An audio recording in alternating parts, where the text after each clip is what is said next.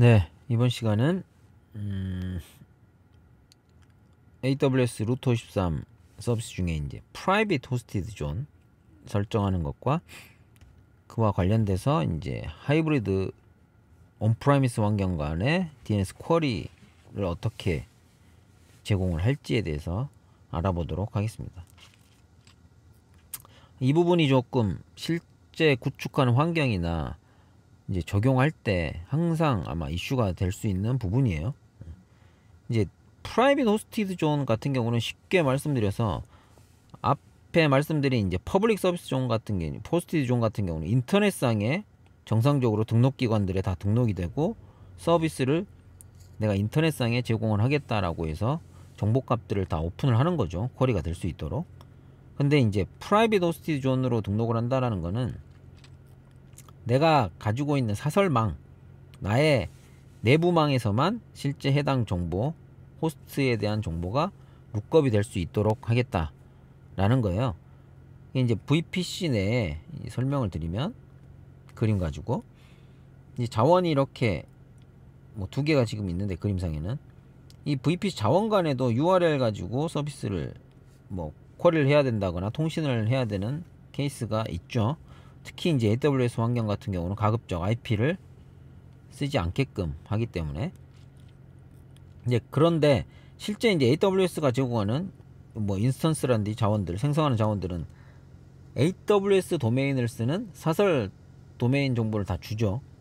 근데 그걸 안 쓰고 나는 내가 가진 도메인을 가지고 실제 서비스를 제공하게끔 통신이 될 수 있도록 하겠다. 뭐 이것도 가능하겠죠. 물론 이제 그렇게 해야 되는 게 맞죠. 뭐 영원히 AWS에서만 서비스를 제공할 게 아니라고 하면 그러면 이제 뭐 example.com이라는 도메인을 가지고 나는 내부에서 이런 호스트들과 통신을 하겠다라고 해서 example.com이라는 똑같이 도메인을 만들고요. 거기에 이 아마존 내에 있는 인스턴스들에 대한 정보들을 호스트를 뭐 호스트명으로 할 수도 있고 내가 필요한 정보 db 서버다라고 하면 db. 예를 들어 example.com 이렇게 서비스를 해서 어드레스 레코드를 등록해서 매핑을 시킬 수가 있겠죠. 이 IP들을. 그렇게 해서 이제 내부에 사용할 수 있게끔 하는 게 이제 내부에서만 사용될 수 있도록 하는 게 프라이빗 호스티드 존이라고 이해를 하시면 될 것 같아요. 얘도 똑같이 루트 53을 통해서 등록을 할 수가 있어요.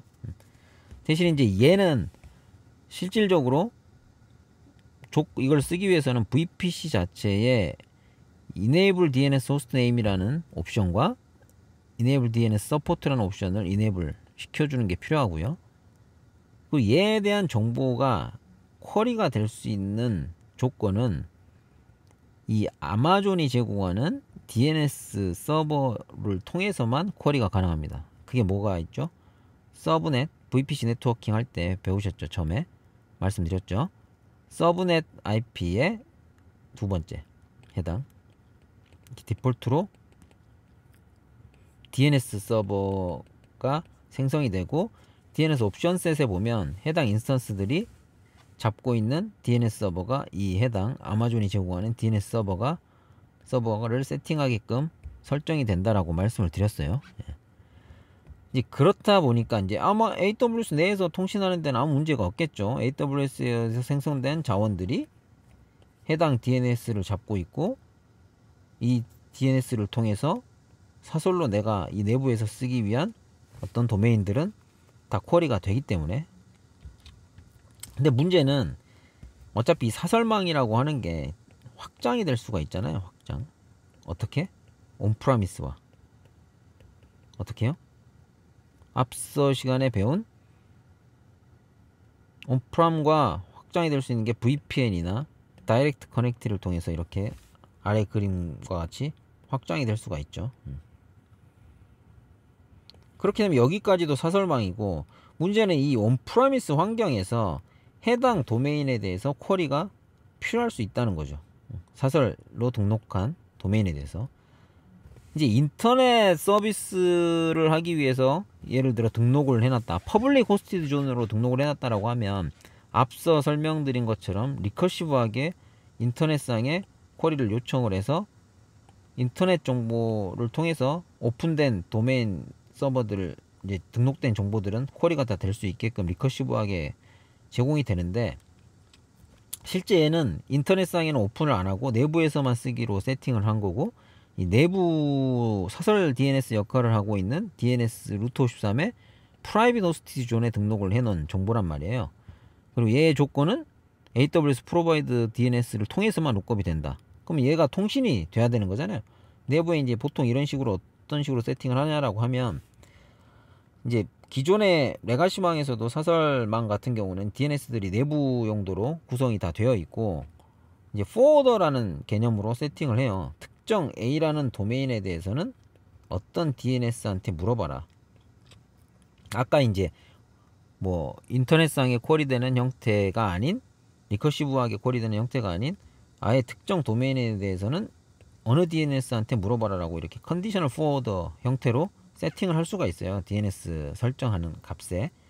이제 그렇게 해서 설정하면 되겠죠. 그래서 통신이 되면 가능한 거잖아요. 아마존의 프로바이드 DNS, 서브넷의 IP 정보 두 번째 게, 이 온프라미스에 있는 DNS가 걔를 포워더로 세팅하면 되겠다라고 심플하게 생각할 수 있겠죠. 근데 이 AWS의 프로바이드 DNS는 문제는 VPC의 외부에 있는 자원과 직접 통신이 안 되게끔 아마존의 특징상 설정이 되어 있어요. 얘 자원은 말 그대로 아마존이 관리하고 내부적으로 딱 그 용도로 만들어진 자원이기 때문에 외부랑 통신을 한다거나 이런 게 불가능하게끔 세팅이 되어 있어요. 이제 그러다 보니까 얘를 그래도 이제 통신을 해야 되는 상황이 발생을 하기 때문에, 그러려면 어떻게 통신을 해야 되냐, 이제 마치 이제 트랜짓 조건처럼 하고 비슷하다라고 생각하시면 될 것 같아요. 앞 시간에 이제 AWS 제공하는 서비스 자원 같은 경우는 VPC 내에 자기의 라우팅 조건이 VPC에서 출발하거나 도착하는 정보가 아니면 외부로 보내질 않는다 라고 말씀을 드렸잖아요. 그와 비슷하게 생각을 해서, 그러려면 그에 대한 극복 조건으로 프락시를 쓴다거나 아니면 트랜짓 VPC 형태로 구성을 해서 VPN 터널링을 통해서 이제 아예 AWS 네트워크를 쓰지 않는다거나, 아니면 거기가 VPC 내에서 마치 데이터가 전달이 되는 것처럼 만들기 위해서 프락시 역할을 하는 자원을 두고 서비스를 해라. 그렇게 두 가지 방법이 있었죠. 트랜짓 게이트웨이라는 서비스가 나오기 전까지는. 얘도 뒤에 설명드릴 DNS 리졸버라는 기능이 또 연말에 출시가 됐는데, 그게 나오기 전까지는 프락시 역할을 하는 DNS를 별도로 둔다라고 이해하시면 쉬울 것 같아요. 그래서 다시 한번 설명을 드리면, 이 그림상으로 설명을 드리면, 실제 여기서 쓰고 있는 내부 DNS, 내부 도메인, 프라이빗 호스티드 존에 대해서 룩업을 온프라미스에서 지금 룩업을 하려고 해요. 이제 그러다 보니까 직접 이 4번이라고 표현된 게 아마존에서 제공하는 DNS라고 할게요.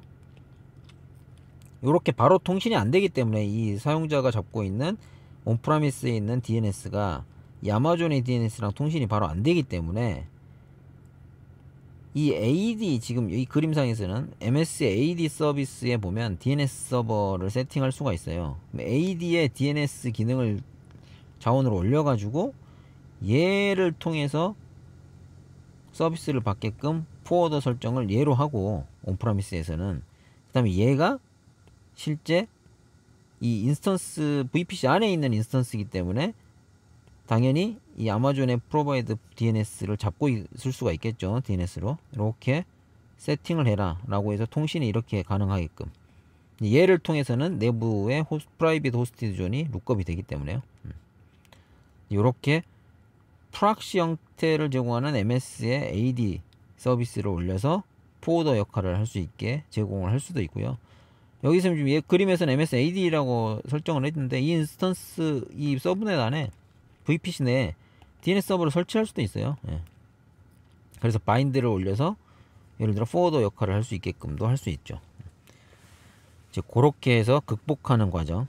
그럼 반대 방향은 어떻게 할까요? 반대도 마찬가지예요. 이 프로바이더 DNS에 만약에 이제 기존의 이 온프라미스 환경에서 쓰고 있는 도메인 a.com이라고 할게요.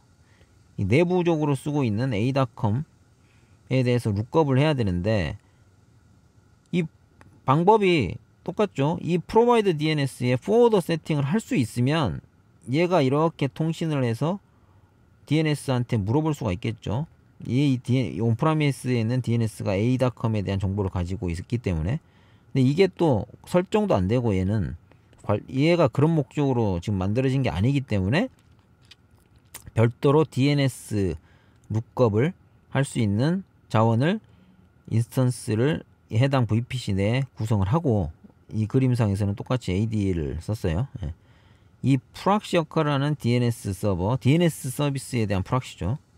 서버를 두고 이 인스턴스들을 얘를 바라보게 하고, 얘가 해당 도메인에 대해서는 이쪽으로, 그게 아닌 도메인에 대해서는 다시 AWS에서 있는 DNS로 이렇게 양쪽으로 라우팅을 할 수 있게, 포워더 역할을 룩업을 할 수 있게 정책을 만들어 놓으면 이 아마존에 있는 내부 자원들이 a.com에 대한 도메인은 이 온프라미스 환경에 있는 DNS한테 물어봐서 값을 가져와서 실제 통신할 수 있게끔, 예, 이렇게 구성을 하면 될 것 같아요. 이게 이제 기존에 많이 이슈가 됐던 부분이고요. 막상 막 구축을 하고 나서 내가 만든 이번 서비스를 위해서 도메인들 만들거나 아니면 이 온프라미스에서 있는 자원들을 이쪽으로 이동을 하고 도메인을 못 바꾸기 때문에 기존 도메인을 그대로 썼을 때 룩업이 안 되는 상황들이 발생을 했는데, 이런 식으로 이제 극복을 하면 되고요. 근데 이 AWS가 계속 이런 서비스들은 어떻게 한다고 그랬죠? 자기네들이 서비스를 만들어서 이런 불편함을 해소시켜주는 역할을 하고 있다라고 했죠. 그래서 똑같이 얘도 서비스로 나왔습니다. 뒤에 이제 설명드린 루트 53의 DNS 리졸버 기능이라고 이해하시면 될 것 같아요. 걔는 이제 인터페이스 엔드포인트를 두고 리졸빙 서비스를 제공하고, 해당 인터페이스 엔드포인트가 이제 VPC랑 연결이 돼서 이제 기존의 리졸버를 통해서 이제 룩업이 될 수 있는 그런 형태라고 이해하시면 될 것 같아요. 그렇게 하이브리드 DNS 구성과 프라이빗 호스티존에 대해서 설명을 드렸습니다.